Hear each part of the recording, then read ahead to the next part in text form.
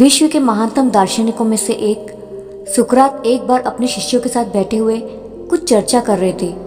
तभी वहां एक ज्योतिषी आ पहुंचा। वह सबका ध्यान अपनी ओर आकर्षित करते हुए बोला, मैं ज्ञानी हूँ। मैं किसी का चेहरा देखकर उसका चरित्र बता सकता हूँ। बताओ, तुम में से कौन मेरी इस विद्या को परखना चाहेगा?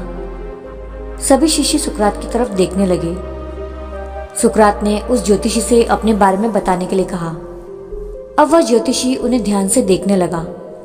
सुकरात बहुत बड़े ज्ञानी तो थे, लेकिन देखने में बड़े सामान्य थे, बल्कि उन्हें कुरूप कहना कोई अतिशयोक्ति न होगी। ज्योतिषी उन्हें कुछ देर निहारने के बाद बोला, तुम्हारे चेहरे की बनावट बताती है कि तुम सत्ता के विरोधी हो। तुम्हारे अंदर द्रोह करने की भावना प्रबल है। तुम्हारी आंखों के बीच पड़ी सिकुड़न तुम्हारे अत्यंत क्रोधी होने का प्रमाण देती है। ज्योतिषी ने अभी इतना कहा ही था कि वहां बैठे शिष्य अपने गुरु के बारे में ये बातें सुनकर गुस्से में आ गए और उस ज्योतिषी को तुरंत वहां से जाने के लिए कहा। पर सुकरात ने उन्हें शांत करते हुए ज्योतिषी को अपनी बात पूर्ण करने के लिए कहा। ज्योतिषी बोला, तुम्हारा बेडोल सिर और माथे से पता चलता है कि तुम एक लालची ज्योतिषी हो और तुम्हारी बनावट तुम्हारे सनके होने की तरफ इशारा करती है।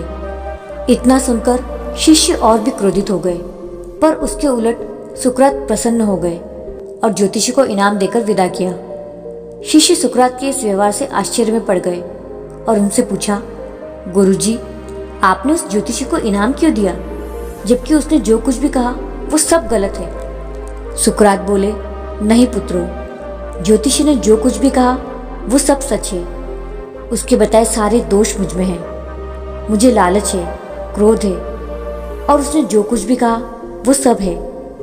पर वह एक बहुत जरूरी बात बताना भूल गया। उसने सिर्फ बाहरी चीजें देखी, पर मेरे अंदर के विवेक को नहीं आंक पाया, जिसके बल पर मैं इन सारी बुराइयों को अपने वश में किए रहता हूँ। बस वह यहीं चूक गया। वह मेरे बुद्धि के बल को नहीं समझ पाया। और यह कहकर सुकरात ने अपनी बात पूर्ण की।